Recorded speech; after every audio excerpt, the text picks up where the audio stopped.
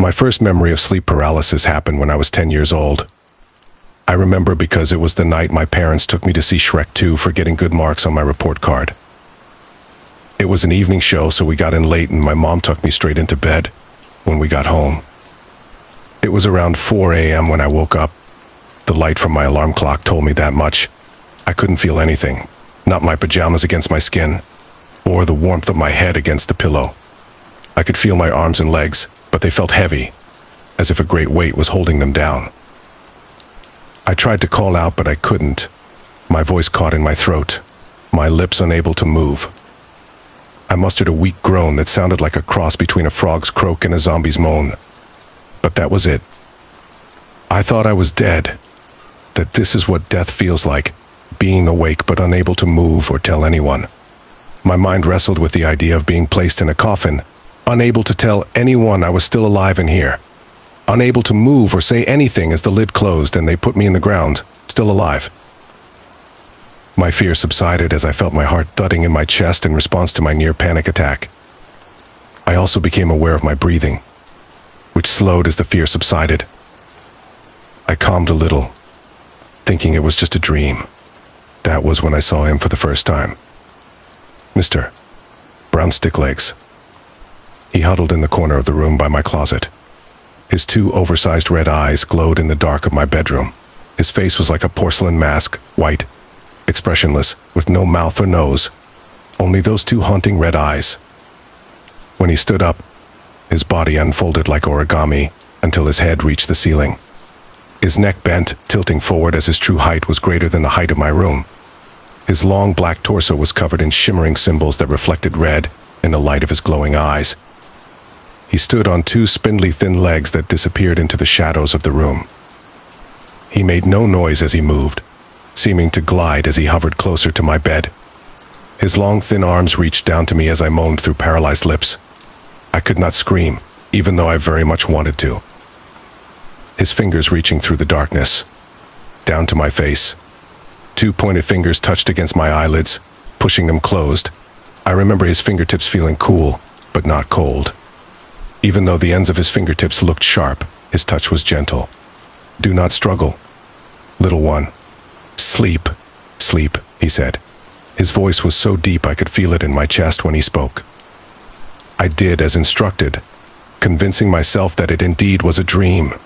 Even if it wasn't, the back of my eyelids was more reassuring than looking into those piercing red eyes and his vacant mask of a face. I closed my eyes, wanting it to be a dream, willing it to be a dream. I woke up the next morning, thankfully able to move, walk, and talk.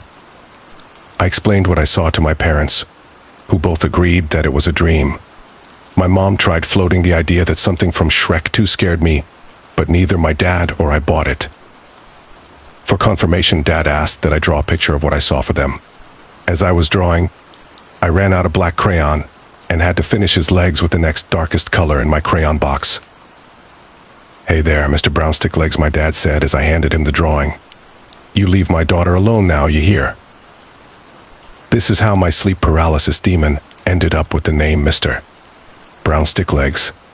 Giving him a silly name helped take some of the edge off of going to bed the following night. My dad even did a sweep of the room, calling out for him. "Here, Mr.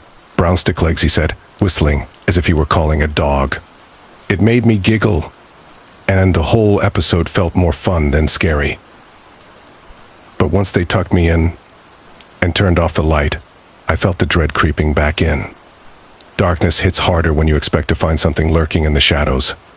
I don't know how long I searched, but I eventually fell asleep. In the weeks following, I searched for Mr. Brown Sticklegs every night as I fell asleep. Even when I went to sleepovers, I would do a cursory check in case he tagged along to a friend's house. As time passed, my searches became less frequent. It was a couple months later, the night before my first day of 5th grade, when I woke up to Mr. Brown Sticklegs straddled over my bed, his empty plate of a face inches from my own. A scream stuck in my throat, coming out sounding like a gush of air releasing from a pool float. "Hush, child," he said. His voice was deep, echoless. I didn't know how he spoke without a mouth, but I heard him nonetheless. I saw that he held a piece of paper in his thin fingers, crumpled on the edges and torn. He held it up to show me. On the page was a pink blob with blue dots for eyes, and a droll red smile and stick lines for legs and arms. It was lying on a blue rectangle. I found the picture you drew of me, so I drew a picture of you, he said. Do you like it? I tried nodding, but I couldn't move. I tried answering, but all that came out was the same dry, croaking sound. Will you draw another one for me? I so liked the first one. You gave me pants. I look good in pants. Again, I was unable to respond or move to give him an answer. He must have been able to read my intent, because he tucked the picture under my pillow before closing my eyes again. When I woke up in the morning, I bolted upright and tossed my pillow off the bed. My heart leapt into my throat when I found the picture. It wasn't a dream. He was real. I went to my desk and began drawing a picture for him, starting with his face and eyes, trying to capture as much detail as I could remember. I had forgotten all about the first day of school until my mom opened my door and found me still in my pajamas. Lexi, she yelled, startling me as I was coloring in his eyes. Your bus will be here in less than an hour. Get dressed now. I tucked my picture into my school backpack and got dressed. I finished my drawing at recess that day using my brand new Crayola 64 pack that I got with my back-to-school supplies. I gave him blue pants this time, figuring he'd like to see himself in jeans. I wrote his name, Mr. Brownstick Legs, at the bottom of the picture, and then drew a smiley face next to it, hoping he'd like his nickname.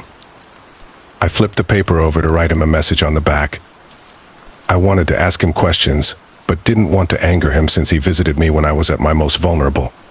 I wrote out my letter on a separate piece of paper before copying it over to the back of my picture. Dear Mr. Brownstick Legs, that's your name. My name is Lexi. I am in the 5th grade. What is your name? How old are you? Do you go to school? Why do you visit my bedroom? Why can't I move when you visit? You look scary, but you also seem nice. I hope we can be friends. Love, Lexi. P.S. I hope you like your blue pants. I added another smiley face at the end of the letter, my final emphasis on wanting to be friends. I considered closing with sincerely, but I figured love was a better, friendlier choice. I tucked the picture under my pillow that night, now anxious to see him, rather than filled with dread of his reappearance. But like the last time, he did not return the next day, or the day after. The days stretched into weeks, and every morning I found the picture tucked under my pillow from the night before. It wasn't until Thanksgiving break that I saw him again. My eyes opened as the morning sun poked through the blinds of my bedroom. His body didn't look any different in the light. In fact, his black skin seemed darker, absorbing the sun's rays without giving anything back. His eyes seemed wider than before. If he had a mouth, I would have figured he was smiling. In his slender fingers was the picture I drew for him. Hello, Lexi, he said. Thank you for the picture. I do look good in blue pants. I wanted to smile, but well, sleep paralysis. He flipped the picture over to the side with my letter. I will answer your questions the best I can. I do not have a name, not one you could ever pronounce, but I am happy for you to call me Mr. Brownstick Legs. As for my age, I exist outside of the construct of time, therefore I am ageless.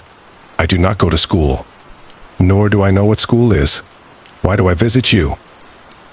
I visit to feed on the energy of your soul. My breath quickened as a mute groan exited my teeth. I wanted to run, wanted to get away from him, but I was pinned down, unable to move.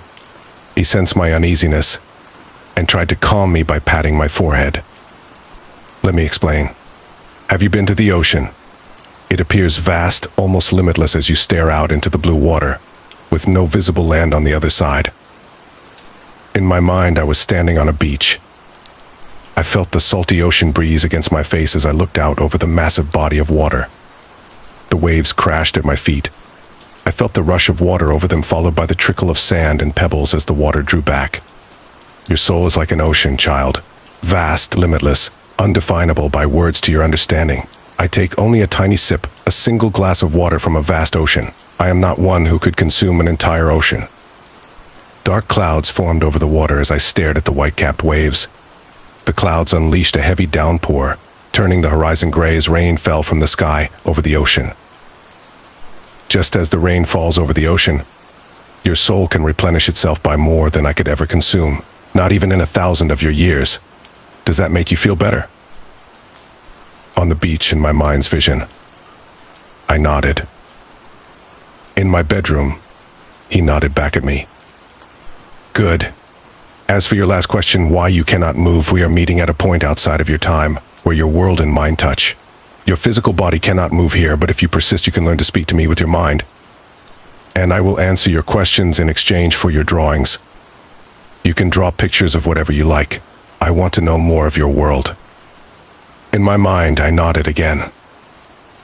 This knowledge is a gift, so we can understand one another more. I am not one who would hurt you. He pressed his fingertips to my eyelids again, closing them. In my mind's eye, I was still on the beach, but the sun was setting, and no stars were visible through the rain. I drifted back to sleep to the sound of falling rain.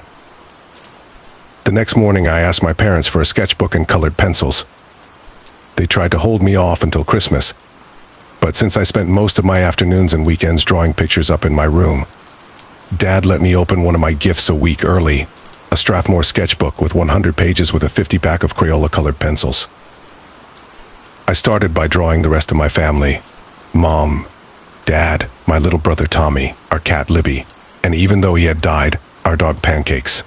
Next I drew our house, then our car, then my school. I kept drawing anything I could think of: trees, birds, insects, until my sketchbook was full. I used my allowance to purchase more books so I could keep drawing.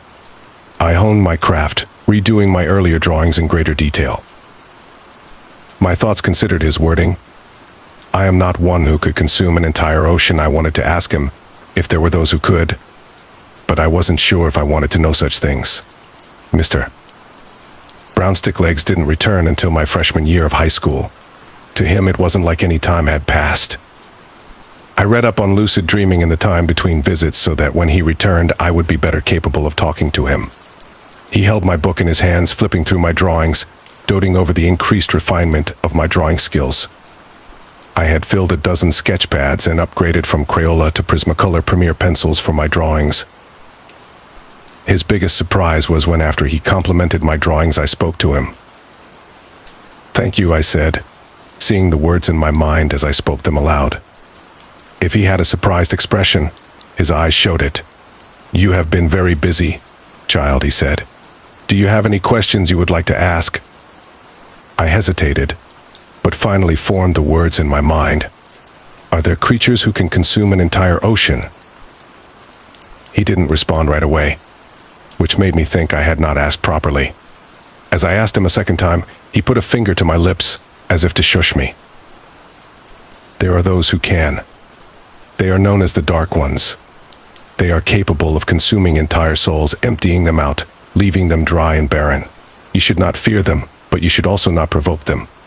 His eyes curved downward, as if concerned or afraid. "What do they look like?" I asked. In my mind, my visions were filled with images of great, terrible creatures, spiders taller than the Empire State Building on thin, spindly legs of shadow and smoke, tentacled monsters in the seas lofting blue whales like they were toys, ripping them to shreds with their curved chitinous beaks.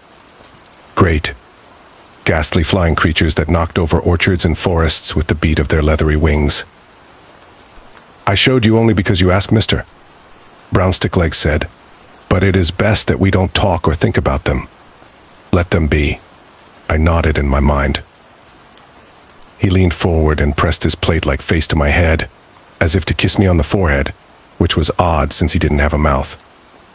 Then, as usual, he closed my eyes and I drifted back to sleep. My life took a downturn during the latter years of high school.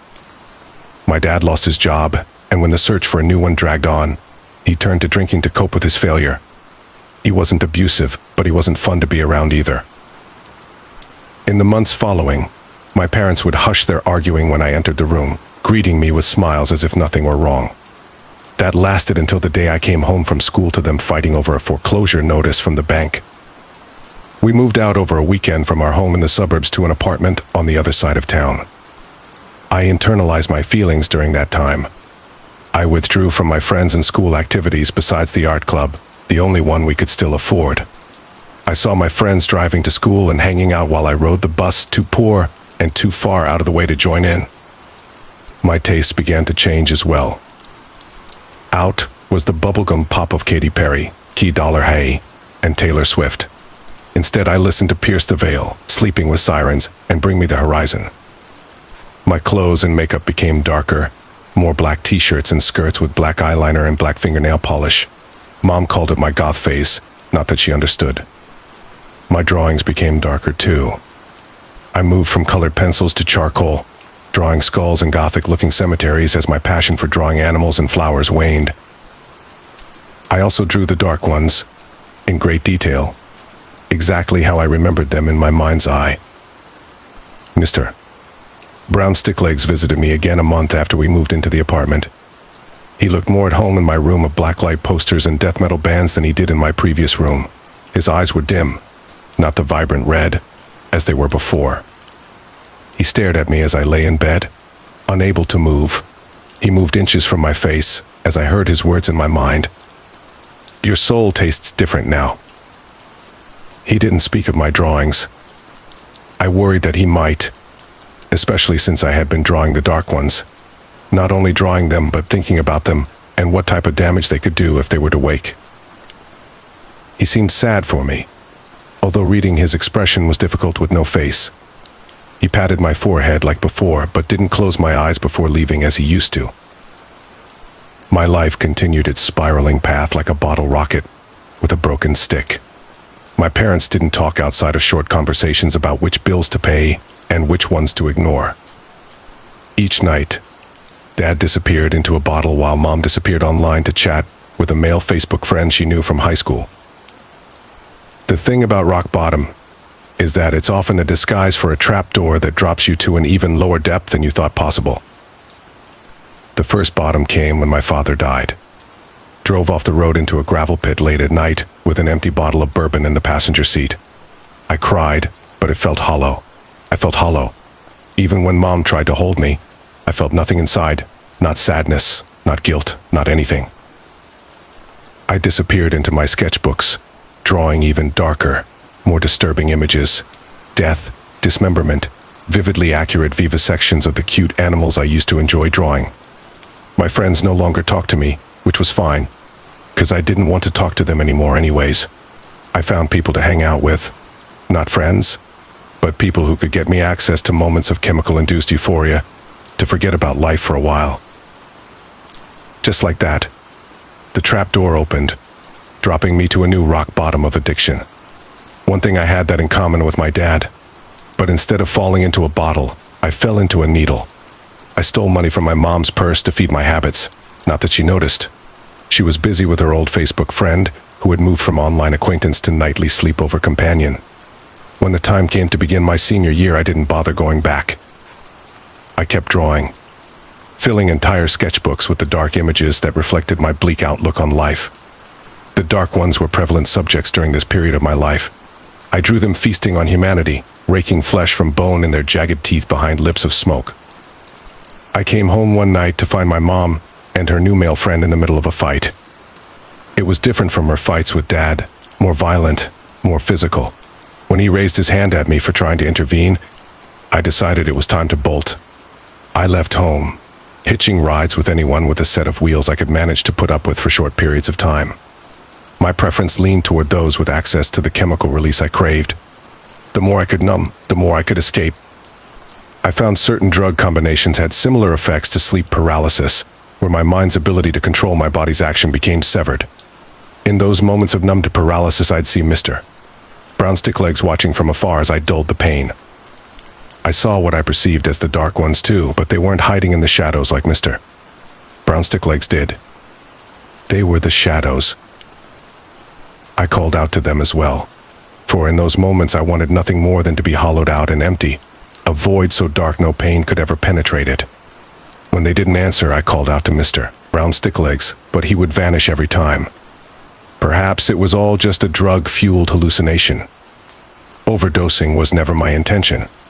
I was pushing too much, trying to find the edge of the void after feeling so low, so very low, searching for that something extra to filter out the background noise.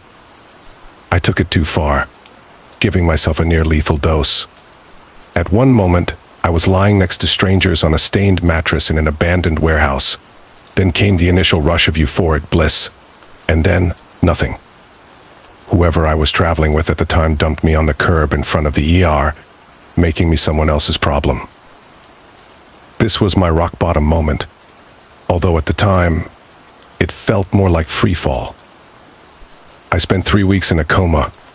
I was aware of my surroundings and could hear the doctors and nurses as they checked my vitals and tended to my cleanliness and upkeep, but I couldn't move or speak. At the end of my 3rd week in the ICU on an incubator, I looked up to find Mr. Brownstick Legs hovering over me, his round red eyes peering through the darkness. "What have you done to yourself?"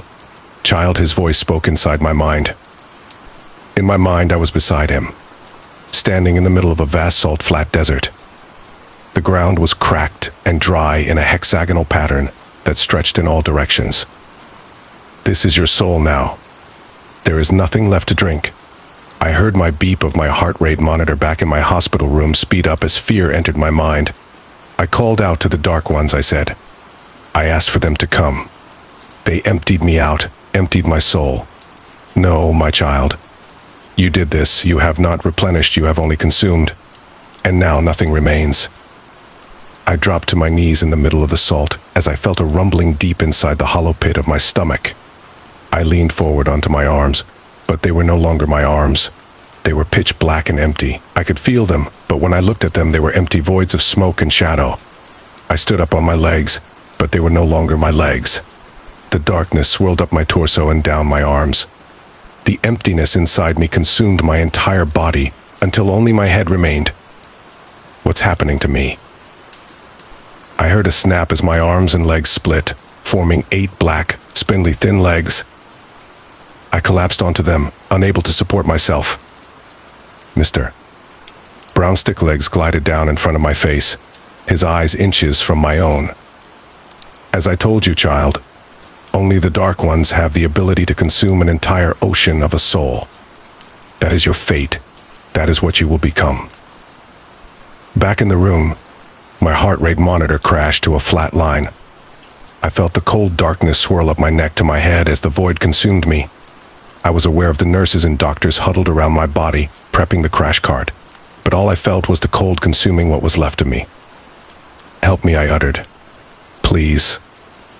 My physical body jolted from the electric paddles, but I felt nothing. Only the cold darkness. A needle injected into my IV line as they recharged for another burst of electricity. Still, I felt nothing. Only cold.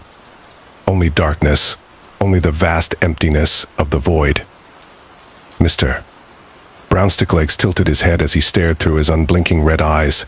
He leaned forward, pressing his plate-like face to my forehead. I felt a vibration against my skin, followed by the tingling sensation of heat returning. The darkness receded back down my arms and legs. As he pulled back, the red in his eyes had diminished. A gift for the girl who gave me pants. A tear formed in my eye. It rolled down my cheek and fell onto the parched landscape below.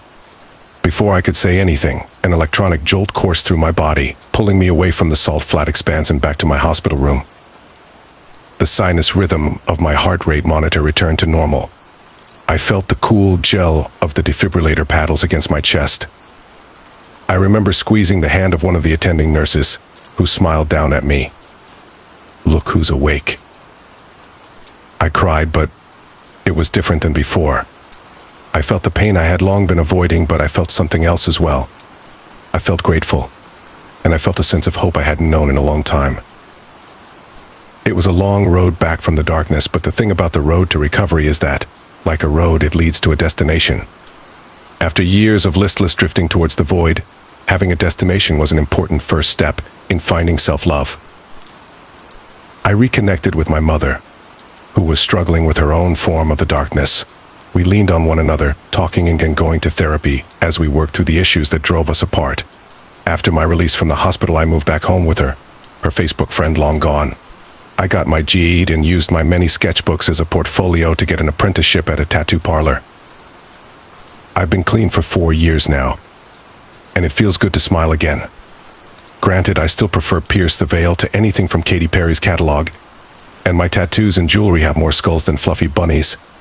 But that's all on the surface. I no longer crave the darkness to consume me. I often think about the vision with Mr. Brown Sticklegs on the salt flats that night in the hospital.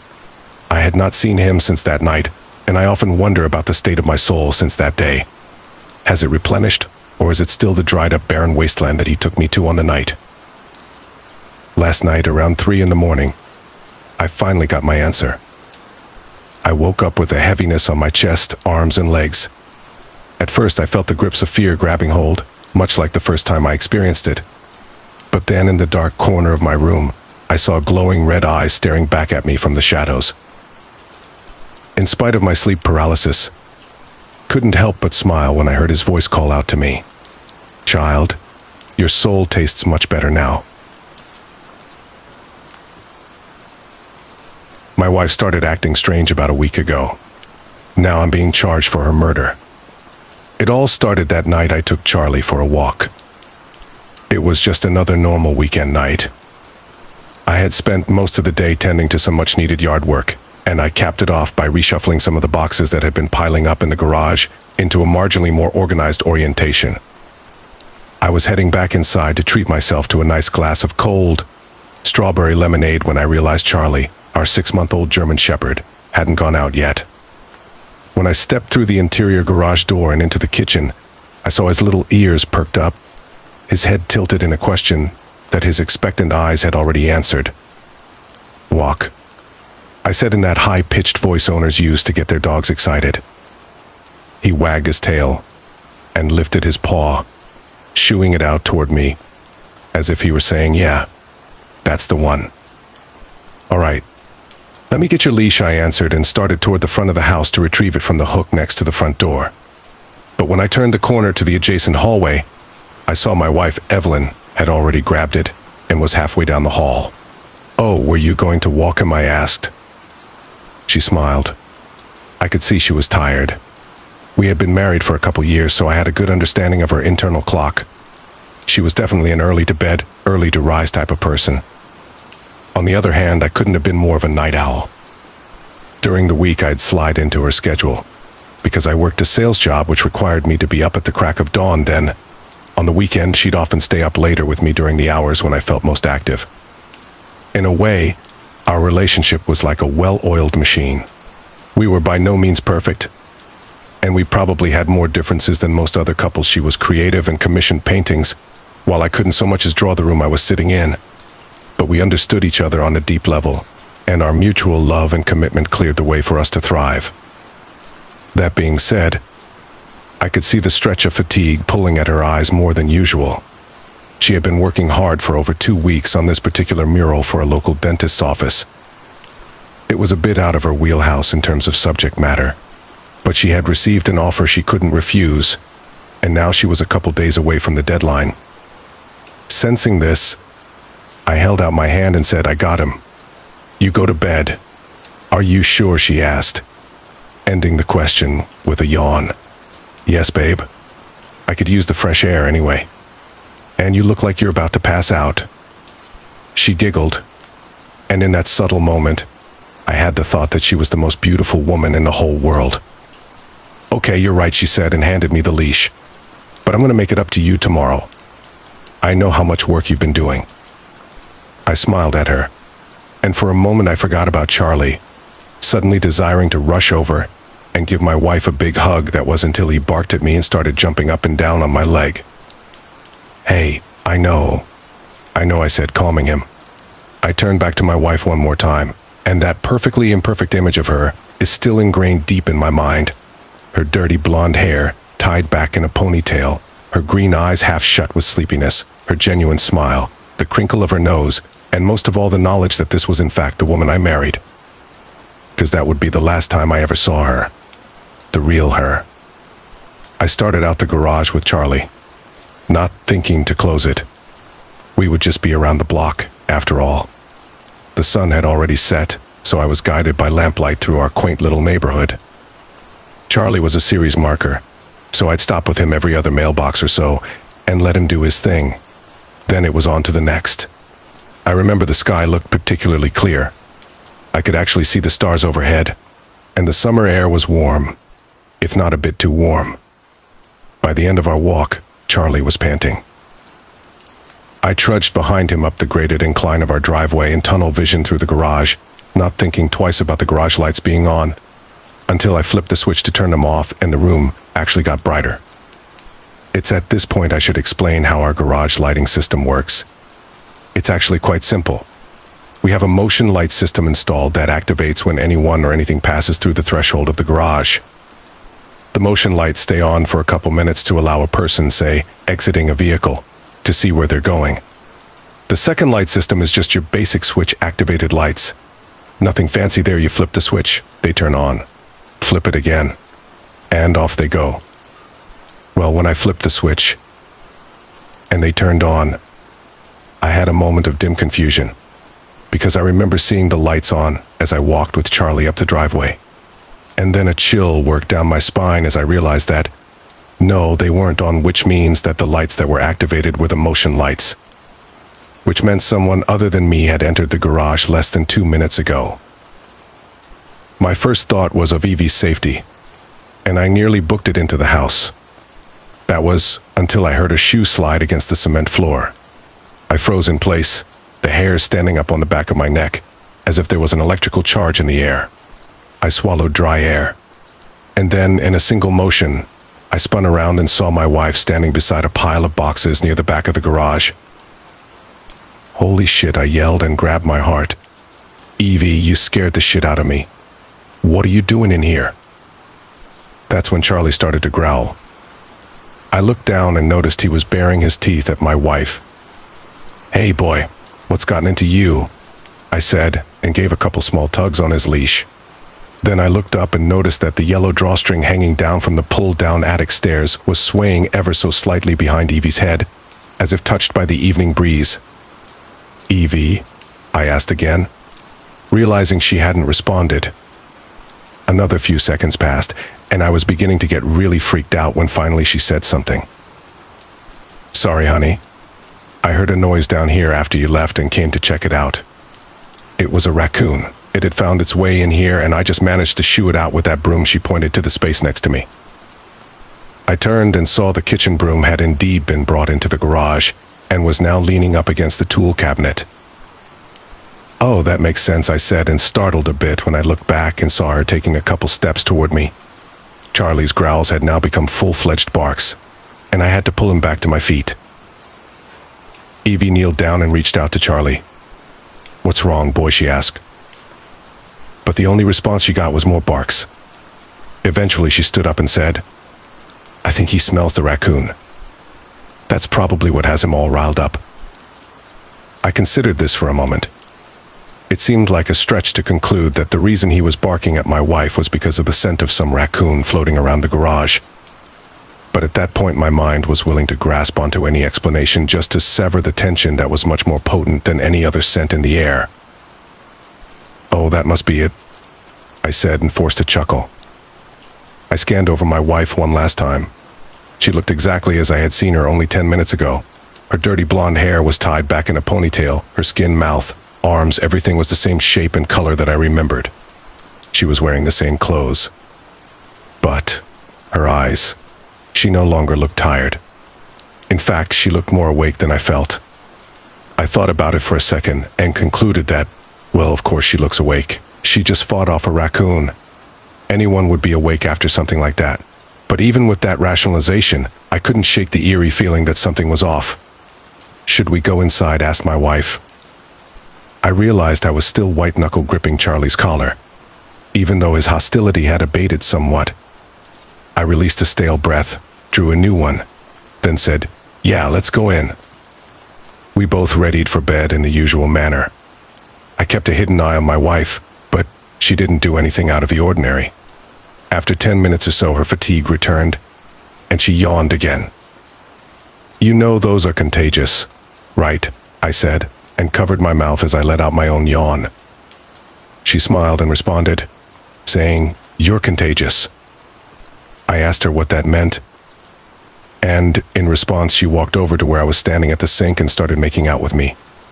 I'll be honest, I was a little surprised, but not in a bad way. One thing led to another, and let's just say I forgot all about the whole garage incident. Well, at least for a while. The next morning I woke up and opened my eyes to my wife's smiling face looking down at me. There was a large window directly behind our bed, so her face glimmered enough for me to make out the small freckles dotting her nose and upper cheeks. My first reaction was to tense up. My wife had never sat in front of me, bedside like that before, and it took a second for me to adjust. But when I did adjust, I noticed a slight, warm pressure on my thighs. I leaned my head up enough to see a tray with powdered sugar-dusted waffles, fresh strawberries, and some scrambled eggs. "Good morning," my wife greeted, picking up the tray. I made us breakfast in bed. I was still a little groggy, but I smirked, nonetheless. I wasn't used to seeing this cute, diligent side of my wife so early, but I welcomed the change of pace. After all, it was just breakfast. "Oh, thanks, honey. You didn't have to do all this. I know how busy you are." "Oh, don't worry about me," she said, and started slicing off a piece of the waffle with a fork. "I wanted to do this for you." She poked the powdery delight and started moving it toward my mouth. "Oh, there's no need to." But the waffle had already arrived. I opened my mouth and allowed it entry, then chewed what was surprisingly the most delicious waffle I could ever recall tasting. "Wow, there's so much flavor. You did this all yourself." "M'shem," Evie replied, pleased with my reaction. "It's a special new recipe." "Oh," I said in an inquiring tone. "What's in it? Drugs?" "It must be, because this is really good." My wife giggled, her smile still radiant in the late morning light. She cut off another piece, and as she reached for me to try another taste, she said in a seductive tone, "Something like that." That was really the beginning of what I at first thought was an innocuous, if not somewhat positive change in my wife's overall disposition. I had mentioned that we were 2 years married, and things were just starting to round the bend of that much attested to honeymoon period. I noticed over the past couple months that we were drifting off ever so slowly into our routines, going out on less dates, focusing less on our appearances around one another. It was a change that part of me regretted, but one in which I welcomed, as it meant my wife and I were beginning down the long track of true companionship, not merely dopamine-induced crushing. That's not to say we didn't show love to one another as much as before, but the ways we expressed that love changed. We spent more time coordinating our lives, intertwining our work and hobby schedules, leaning into practical gifts and favors, but now that whole track was flipping. Every time my wife was in the same room as me, I'd notice her glancing my way, and if I made eye contact with her, she would run over to me or leap toward me if we were watching something on the couch together and attack me with hugs, kisses, and compliments about my appearance or just generally how in love with me she was. This also translated to our sex life, which was never bad, but it went from several times a week to a few times per day that she'd solicit me for action. Now, you may be wondering what the problem is here, and I felt the same way too for about a week. It felt awesome to be getting so much attention. And when it came to cooking or chores, my wife was working overtime to make sure I had to exert minimal effort. It was around Wednesday that I realized I had never asked about her commission. After all, she'd been spending so much time on the house that she must have finished already. When I asked her, she confirmed that she had, in fact, completed the mural and sent it off to redacted dentist's office. I felt it was a bit odd that she didn't show me before submitting it as she usually did, but she said she was just in a hurry to get it off her plate. I accepted her explanation and shrugged the whole thing off. That was until Friday evening, when I was taking out the trash with Charlie and happened upon Evie's mural stuffed into the dumpster. I couldn't really make it out at first, because the dumpster was so full and the mural was really pushed in there deep for reference. Our trash collection day is Saturday morning, but I saw Evie's signature on the edge of the rectangular canvas, painted black against a white background. When I pulled it out, I saw that her painting had been almost completely washed over with an assortment of different paint colors resembling a rainbow tie-dye. The original mural was only visible through several dry splotches that the splatter paint had failed to cover. One of those spots was the main subject's large teeth, that now were no longer staples of cleanliness, but instead were rotting with toxic plaque. My first question was why my wife would lie to me about this. But then, even more importantly, why would she do this to her own painting? Especially one she had been commissioned for. I thought all this through while walking back with Charlie. Well, less of walking back, and more of stop and go tugging him back. Charlie kept wanting to stop and seemingly curl up to take a nap, which I thought was extremely odd. It was as if someone had shot him full of horse tranquilizer. And then I realized he had been acting this way all week. I just hadn't really noticed because I was too distracted by my unusually ardent wife. I mentally traveled back to when the change in her behavior started. That night I left the garage door open. Then I remembered her standing there in the back of the garage, near all those boxes, and Charlie barking at her. I felt that same chill work down my spine. What happened to my wife? My heart was beating fast as I hung Charlie's leash on the hook and watched him waddle over to his bed and literally pass out. "Everything okay?" Evie's voice sang out from the kitchen. Yeah, I muttered back. I'm not feeling too well, so I'm gonna go to bed early." "Oh," exclaimed my wife. I saw her figure emerge around the kitchen corner. My mouth went dry. "Are you feeling sick?" she asked, holding a wooden stirring spoon in her left hand. Maybe, yeah. "I think so," I mumbled out. She watched me for a moment, holding me in place with her eyes. For the first time in our whole relationship, I felt afraid of her. I was worried that she knew what I had found, that she could see it on my face. "Well, that's too bad. I was just making some creme brulees for us. I guess I'll heat up some soup instead." Her voice went flat. "No, that's okay," I started, waving my hand. "I mean, there's no need. I'm just gonna get some rest. My head hurts." There was more silence. Then my wife responded, saying, "Okay, honey, you go to bed. I'll meet you up there soon. I just have to clean this up." I nearly winced when she said she'd meet me there soon, but I held it back and said, "Okay. Love you." "I love you too," Evie replied. I couldn't fall asleep. I stayed laying perfectly stiff on my back with my eyes closed, but no matter what I tried, I couldn't stop thinking about the mural. I considered turning over and waking Evie up to ask her about it multiple times, but I stopped myself. I would just ask her in passing the next day, maybe when I was going out the door. No need to confront her with something like that in the middle of the night. Still, the whole situation filled me with dread as I considered what it might mean. And what might it mean, Michael? I thought to myself, what? She's not your wife? What does that mean? Just look at her. It's definitely her. Just then, as if in order to confirm it really was her, I turned toward her side of the bed and opened my eyes. I don't know what scared me more, the fact that my wife was awake and watching me, or that she was so close that I could feel the breath from her open mouth on my face. We stayed there, locked in a mutual gaze, for what felt like a minute before she finally breathed out 2 words. "Can't sleep." I felt a rubbery ball roll down my throat and lodge itself there. I couldn't speak. And worse, I couldn't move. I felt like I had sleep paralysis. How long had my wife been watching me? Why was she watching me? "Are you feeling better?" she asked, and reached out to touch my arm. Her touch reactivated something in the motor circuitry of my brain, and I recoiled from her hand. My voice was a little trembly, but I continued anyway. "Why did you throw out the mural?" I asked. Evie retracted her hand, and for a moment I saw anger seep into the shallow of her facial features, but only for a moment. Then she returned to her playful smile. "Oh, you found that?" She giggled. "Evie, why would you do that?" I asked. "Well, I wasn't happy with the first one, so I threw it out and redid it." "In 2 days?" I asked incredulously. Her smile faded. "Yes, don't you think I'm capable?" "Of course I do," I replied. "But, I mean, you spent all that time on the first one. To just throw it out, well, it was bad, and I needed to redo it."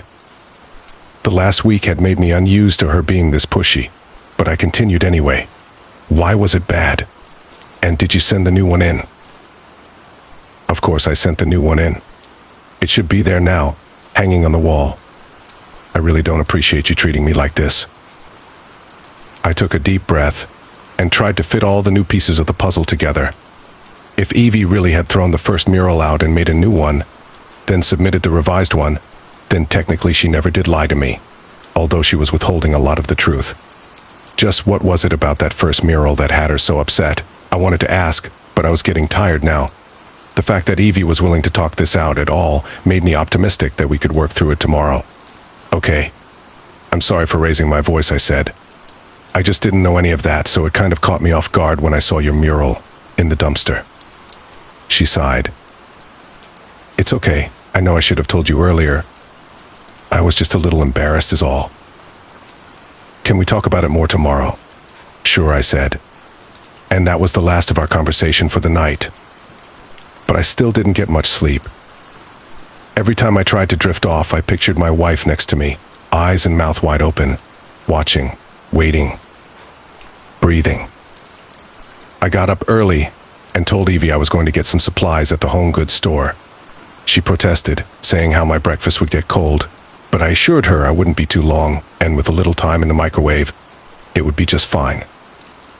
When I got to the store, I didn't go inside. Instead, I stayed in my car and called Evie's mom. We had been close ever since Evie and I started dating, and I figured her insight may prove to be fruitful. "Hey, Chris," I answered. "Oh, hey, Michael. How are you? It's pretty early. Is everything okay?" "Yeah, sorry about the hour. Well, there's been some things going on with Evie recently, and I wanted to pass them by you, if that's all right." "Of course. Is she okay? Are you okay?" "Yeah, I think so. It's just, I was wondering, if it's not too personal, if there's any psychological disorders that run in the family." I sighed. "Sorry, let me tell you what's going on.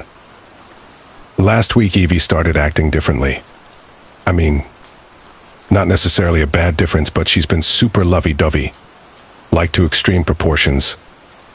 And the other night I found one of her murals that she spent over 2 weeks on in the trash. She never even told me she threw it out. I guess she didn't like the design, so she redid it in 2 days. And also she's been cooking a lot. And like many advanced dishes that I didn't even know she was capable of. It doesn't feel like my Evie, you know what I mean?" There was a brief silence, and I was afraid I might have offended her. But before I could apologize more, she cut in. "Yeah, I hear you. In terms of psychological disorders, there's none that I know of that run in the family. From what you're saying, it sounds a little like mania, but I'm no expert. Maybe encourage her to see one of those, a psychologist. But as for the mural, I couldn't really say. My mind keeps going back to the one event that kind of haunted her growing up. Not in a direct way, but I could see it bothered her. Event. Oh, yes, sorry. Did Evie ever tell you she had a twin?" "A twin?" I nearly shouted. "Oh, I was worried that might be the case. Yes, a twin. Identical, actually, which is kind of funny considering what you've told me, but I don't think there's any cause for alarm. Macy, her twin, died during childbirth. Only Evie survived. I told her around the time she turned 8, and I could tell it had an effect on her heart. That's around the same time she started drawing. Her pictures were always very innocent, but as you know, when she got older, they started to take on a darker tone." "Yeah," I said, remembering all the pictures Evie would show me of shadowy portraits, mired with sad and scary undertones. She drew many things for various groups online, many of which solicited her services via Instagram and Reddit. That's why when she told me about the dentist painting, I was a little surprised. Anyway, Chris continued, "I don't know if that was very helpful, but I do think you should take her to see someone. You know she loves you, Mike. She tells me all the time how lucky she is to have you in her life." "I know, Chris.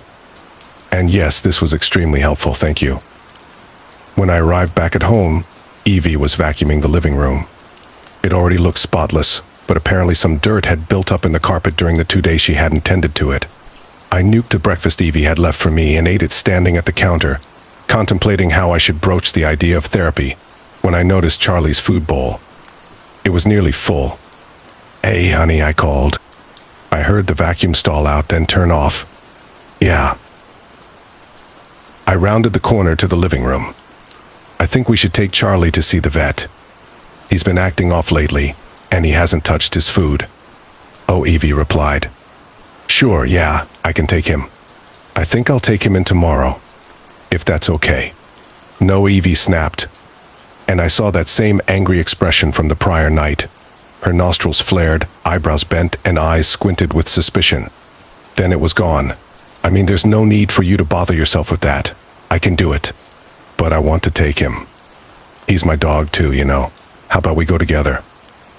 I could see the conflicted expression of Evie's face as she bounced between her normal bubbly self and the angry needs-her-way self. Finally, she gave in. Okay, fine. We can take him together.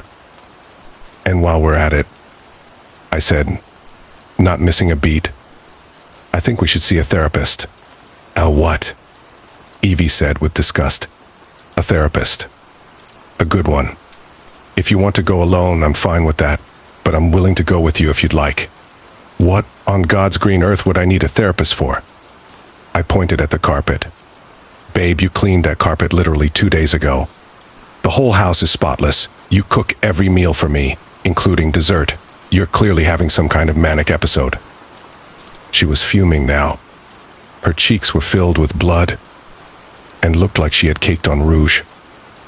I do not have some kind of mental illness, she stated firmly. I let her own words hang in the air for a full minute, doing nothing but stand and look at Evie. After a while, her shoulders sank and the heat left her face. Okay, fine. I see your point. I'll see a therapist. You'll see a therapist next week, I added. Fine. Next week. I'll set it up on Monday when the office is open. Okay, I said and felt a weight lift off my shoulder. I'm sorry, honey. I just really care about you and want you to be well. Maybe it's nothing, but if it is something, don't you want to nip it in the bud? She agreed, albeit reluctantly, and for the rest of the day she hardly said anything to me. I woke up in the middle of the night to the sound glass shattering in the upstairs studio. I reached over to Evie's side of the bed, but it was empty. I sat up, listening, and heard another crashing sound. This one was a little more blunt, and I could tell that something had been thrown at one of the walls. I got up and entered the hallway. The studio was at the end of the hall. The door was closed, and the only light I could see was a white incandescence seeping out from underneath the studio door. I approached slowly, seeing shadows moving in the light. Then I pressed my ear up against the mahogany frame. There was complete silence. I reached down and placed my hand on the knob. My breath was shallow and the tendons in my neck felt like cords. I gave the doorknob a wiggle and then twisted it open. On the other side, I saw my wife standing in front of a large canvas facing away from me. The walls were splattered with paint of all kinds of color, dripping down and infusing the air with the smell of acrylic. My head became nauseous almost immediately. Then, scattered around the walls, I saw broken glass jars and snapped paintbrushes and torn canvases. What I murmured, almost too quietly to hear my own voice. The picture of my wife's face when she turned around will stay with me for the rest of my life. It was coated with black, blue, and purple paint. Some of it was dried onto her skin. Some of it was wet and bubbling like dark tears or inflamed boils. Her eyes looked especially white against the contrast of her painted face. Her gaze was hard, piercing, even. Paint was dripping off her nose, cheeks, and chin. I watched as her tongue poked through her mouth and licked the bubbling paint off her top lip. She swallowed it, then walked straight past me out of the room. I didn't breathe until I heard her take the final stop down the stairs. Then I nearly collapsed onto the floor. My head was spinning from the toxic paint fumes, but also from fear. My saliva was hot, and I could tell I was on the precipice of throwing up. Before I ran out of the room, I saw the painting that Evie had been working on. It was the most disturbing thing I think I'd ever seen. It was a portrait of my wife and of my wife. There were two of them. The first one was an accurate depiction of what my wife normally looked like. Blonde hair, pretty face. The second one looked like some kind of demon. She had dark horns sprouting out from the top of her head, and her face was shadow-like except for a huge red Joker smile. The scary version of my wife was strangling the first one. and in the background I could make out a stack of boxes. Just then I heard Charlie let out a series of barks. This caught my attention immediately, and I sprinted out of the studio and down the stairs. I was expecting to see Charlie barking at my wife, but she was nowhere to be found. I turned on the lights as I crossed from the living room to the dining room, where Charlie was standing, and scooped him up in my arms. "Okay, boy, time to go," I said. Then I ran with him through the kitchen and into the garage, tapping on the automatic door opener, which reeled back the large garage door. It was at that moment that I saw the yellow rope leading to the attic above the garage and remembered that it was swaying the night I had left the door open. The night this all started. Looking back, I should have just ran out of there with Charlie. My car was in the driveway. I should have gotten in and drove off, but I just had to know what was in the attic. I set Charlie down and told him to stay. He had stopped barking, so I figured wherever that thing masquerading as wife was, it wasn't close enough for Charlie to smell it. Then I stepped over a couple small boxes and pulled on the drawstring, retracting the panel and a half flight of wooden steps leading up to the overhead attic. I pulled the string all the way down so it was stable, then unfolded the stairs so they touched the cement ground. Immediately, I was hit with the pungent odor of decay. It smelled like there was some kind of gas leak up there. I covered my nose with my shirt, then climbed up. The attic was tall enough for me to stand and walk through so long as I bent every now and then to dodge one of the triangular support beams. When I actually emerged at the top, the scent was even worse. It smelled like a butcher had been fermenting high meat all along the walls. I took out my phone and activated the flashlight, then waved it around. The first thing I saw was my wife's paintings. There were loads of them, scattered all around the edges of the wall. I looked closer at a few of them, and saw they were dark. Most of them were portraits of some witch-like figure, but occasionally there were ghosts or other spooky things. Just who has been commissioning these? And then I arrived at the source of the scent. A blue tarp had been thrown over whatever it was, and I could see flies swarming around it. I already knew what I'd find. Part of me wanted to leave it untouched, so that way I wouldn't ever really know, but I couldn't do that. I wanted to know. So I reached down and pinched the tarp, then threw it off my wife's decaying corpse. She was clothed, thank God, and mostly still recognizable, except for the maggots which had started eating her eyes. I turned and threw up on the ground next to me. And that's when I saw the Ouija board resting against one of the posts. It was in immaculate condition, and just as I was about to go grab it, I heard Charlie start barking down below me. Oh, shit. I turned back to the entrance of the attic, but it was too late. Charlie's barks became whines, and then one final cry, before going silent. "Buddy," I called down. No response. Again.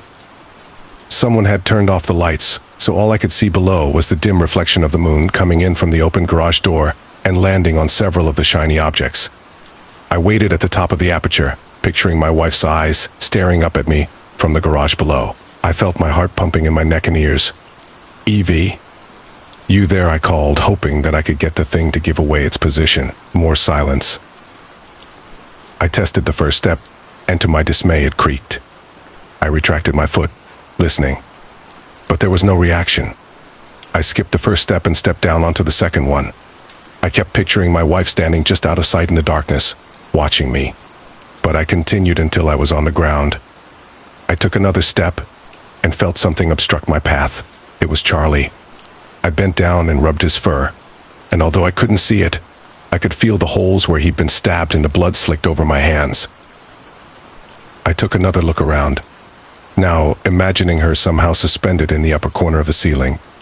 I eyed the open garage door. Was it really going to be this easy? I counted down in my head, and when I hit 0, I sprinted out the door, down the driveway, and into my car. Somehow I made it in and clicked on the ignition. Then I was driving away. I called the cops as I drove to my brother's house. He lived a couple towns away, and told them everything. Mostly they were concerned with the dead body I had mentioned in the attic above my garage. When they heard that, they said they'd be dispatching officers right away. Of course, they wanted me to stick around and answer questions, but I told them there was no way. Not with that thing in my house. However, after they secured the area, they said they didn't find anyone else in the house. Everything was as I stated, including the body of my deceased wife. But there was no imposter, no other version of Evie. I'm writing this now because charges are being levied against me in the case of my wife's death. My story is obviously unbelievable, and I see now how dumb it was for me to call the cops, but at the time I just wanted to do the right thing. They think I killed my own wife, my sweet Evelyn. But I didn't. Whatever did kill her is still out there. What's more is that the next day, while I was getting some supplies out of my trunk, I noticed there were drops of blue and black paint on the floor mat.